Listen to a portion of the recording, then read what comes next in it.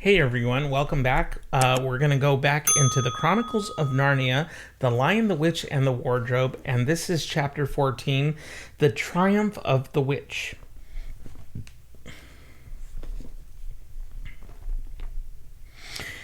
As soon as the witch had gone, Aslan said, "We must move from this place at once. It will be wanted for other purposes. We shall encamp tonight at the fords of Baruna." Of course, everyone was dying to ask him how he had arranged matters with the witch. But his face was stern, and everyone's ears were still ringing with the sound of his roar, and so nobody dared.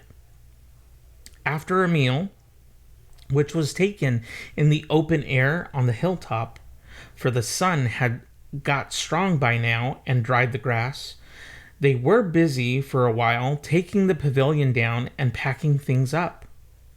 Before 2 o'clock, they were on the march and set off in a northeasterly direction, walking at an easy pace, for they had not far to go. During the first part of the journey, Aslan explained to Peter his plan of campaign. "As soon as she has finished her business in these parts," he said, "the witch and her crew will almost certainly fall back to her house and prepare for a siege. You may or may not be able to cut her off and prevent her from reaching it." He then went on to outline two plans of battle, one for fighting the witch and her people in the wood, and another for assaulting her castle.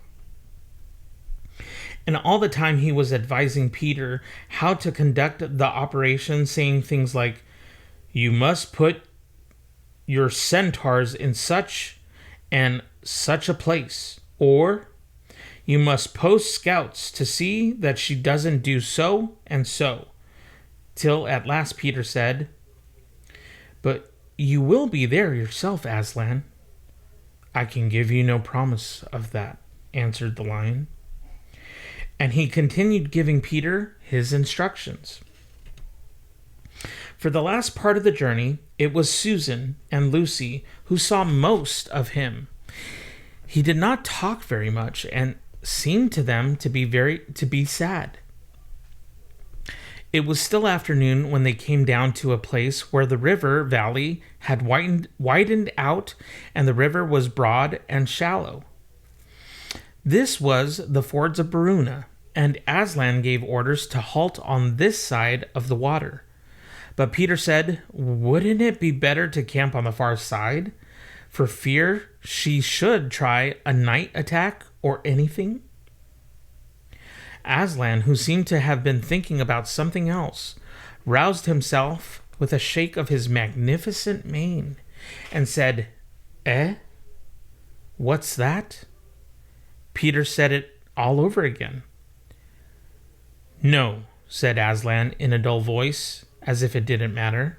"No, she will not make an attack tonight." And then he sighed deeply. But presently he added, "All the same, it was well thought of. This is how a soldier ought to think. But it doesn't really matter." So they proceeded to pitch their camp. Aslan's mood affected everyone that evening. Peter was feeling uncomfortable too at the idea of fighting the battle on his own. The news that Aslan might not be there had come as a great shock to him. Supper that evening was a quiet meal. Everyone felt how different it had been the previous night, or even that morning. It was as if the good times, having just begun, were already drawing to their end. This feeling affected Susan so much that she couldn't get to sleep when she went to bed. And after she had lain counting sheep and turning over and over, she heard Lucy give a long sigh and turn over just beside her in the darkness. "Can't you get to sleep either?" said Susan. "No," said Lucy. "I thought you were asleep." "I say, Susan." What? "I have a most horrible feeling, as if something were hanging over us." "Have you?" "Because, as a matter of fact, so have I." "Something about Aslan," said Lucy. "Either some dreadful thing is going to happen to him, or something dreadful that he is going to do." "There's been something wrong with him all afternoon," said Susan. "Lucy, what was that he said about not being with us at the battle? You don't think he could be stealing away and leaving us tonight, do you?" "Where is he now?" said Lucy. "Is he here in the pavilion?" "I don't think so. Susan, let's go outside and have a look round. We might see him." "All right, let's," said Susan. "We might just as well be doing that as lying awake here." Very quietly, the two girls groped their way among the other sleepers and crept out of the tent. The moonlight was bright, and everything was quite still except for the noise on the river chattering over the stones. Then Susan suddenly caught Lucy's arm and said, "Look! On the far side of the camping ground, just where the trees began, they saw the lion slowly walking away from them into the wood. Without a word, they both followed him. He led them up the steep slope out of the river valley and then slightly to the right, apparently by the very same route which they had used that afternoon in coming from the hill of the stone table. On and on he led them into dark shadows and out into pale moonlight, getting their feet wet with the heavy dew. He looked somehow different from the Aslan they knew. His tail and his head hung low, and he walked slowly as if he were very, very tired.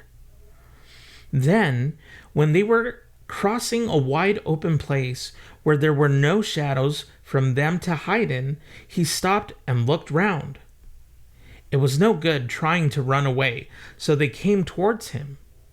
When they were closer, he said, "Oh, children, children, why are you following me?" "We couldn't sleep," said Lucy, and then felt sure that she need say no more and that Aslan knew all they had been thinking. "Please, may we come with you, wherever you're going?" asked Susan. "Well," said Aslan, and seemed to be thinking. Then he said, "I should be glad of company tonight. Yes, you may come, if you will promise to stop when I tell you, and after that leave me to go on alone." "Oh, thank you, and we will," said the two girls. Forward they went again, and one of the girls walked on each side of the lion, but how slowly he walked! And his great royal head drooped so that his nose nearly touched the grass. Presently he stumbled and gave a low moan. "Aslan, dear Aslan," said Lucy, "what is wrong? Can't you tell us?" "Are you ill, dear Aslan?" asked Susan. "No," said Aslan. "I am sad and lonely. Lay your hands on my mane so that I can feel you are there, and let us walk like that." And so the girls did what they would never have dared to do without his permission, but what they had longed to do ever since they first saw him: buried their cold hands in the beautiful sea of fur and stroked it, and so doing walked with him. And presently they saw that they were going with him up the slope of the hill on which the stone table stood. They went up at the side, where the trees came furthest up. And when they got to the last tree, it was the one that had some bushes about it. Aslan stopped and said, "Oh, children, children, here you must stop, and whatever happens, do not let yourselves be seen. Farewell." And both the girls cried bitterly, though they hardly knew why, and clung to the lion and kissed his mane and his nose and his paws and his great sad eyes. Then he turned from them and walked out on top of the hill. And Lucy and Susan, crouching in the bushes, looked after him, and this is what they saw. A great crowd of people were standing all round the stone table, and though the moon was shining, many of them carried torches which burned with evil-looking red flames and black smoke. But such people, ogres with monstrous teeth, and wolves, and bull-headed men, spirits of evil trees and poisonous plants, and other creatures whom I won't describe, because if I did, the grown-ups would probably not let you read this book. Cruels and hags and incubuses, wraiths, horrors, afrits, sprites, orkneys, wooses, and ettins. In fact, here were all those who were on the witch's side and whom the wolf had summoned at her command. And right in the middle, standing by the table, was the witch herself. A howl and a gibber of dismay went up from the creatures when they first saw the great lion pacing towards them, and for a moment even the witch seemed to be struck with fear. Then she recovered herself and gave a wild, fierce laugh. "The fool!" she cried. "The fool has come! Bind him fast!" Lucy and Susan held their breaths, waiting for Aslan's roar and his spring upon his enemies. But it never came. 4 hags, grinning and leering, yet also, at first, hanging back and half afraid of what they had to do, had approached him. "Bind him, I say," repeated the White Witch. The hags made a dart at him and shrieked with triumph when they found that he made no resistance at all. Then others, evil dwarfs and apes, rushed in to help them, and between them they rolled the huge lion over on his back and tied all his 4 paws together, shouting and cheering as if they had done something brave. Though, had the lion chosen, one of those paws could have been the death of them all. But he made no noise, even when the enemies, straining and tugging, pulling the cord so tight that they cut into his flesh. They began to drag him toward the stone table. "Stop," said the witch. "Let him first be shaved." Another roar of mean laughter went up from her followers as an ogre with a pair of shears came forward and squatted down by Aslan's head. Snip, snip, snip went the shears, and masses curling gold began to fall to the ground. Then the ogre stood back, and the children, watching from their hiding place, could see the face of Aslan looking all small and different without its mane. The enemies also saw the difference. "Why, he's only a great cat after all," cried one. "Is that what we were afraid of?" said another.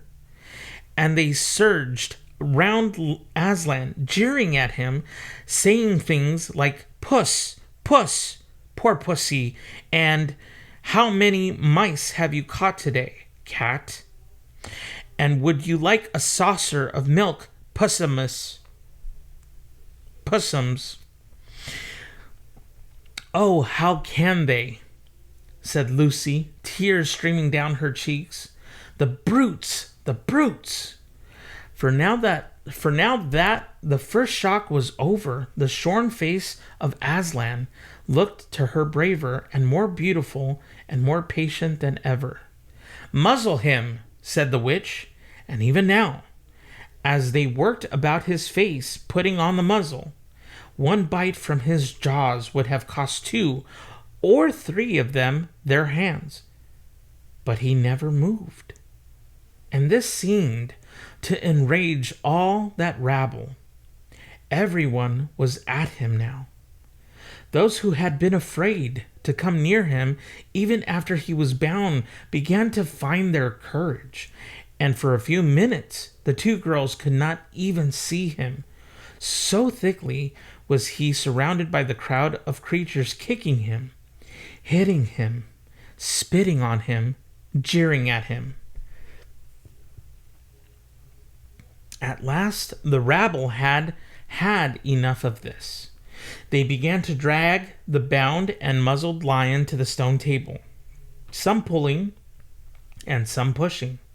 He was so huge that even when they got him there, it took all their efforts to hoist him on the surface of it. Then there was more tying and tightening of cords. The cowards, sobbed Susan. Are they still afraid of him, even now? When once Aslan had been tied so that he was really a mass of cords, on the flat stone, a hush fell on the crowd. 4 hags, holding 4 torches, stood at the corners of the table. The witch bared her arms, and she had bared them the previous night when it had been Edmund instead of Aslan. Then she began to whet her knife. It looked to the children, when the gleam of the torchlight fell on it, as if the knife were made of stone, not of steel, and it was of a strange and evil shape. At last she drew near. She stood by Aslan's head.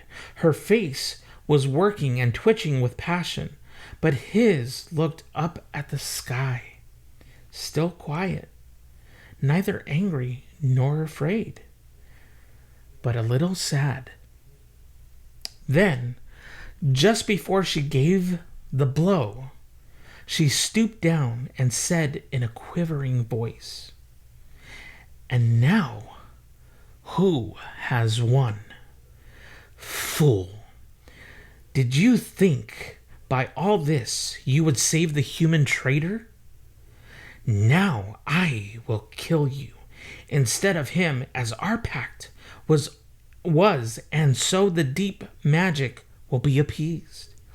But when you are dead, what will prevent me from killing him as well? And who will take him out of my hand then?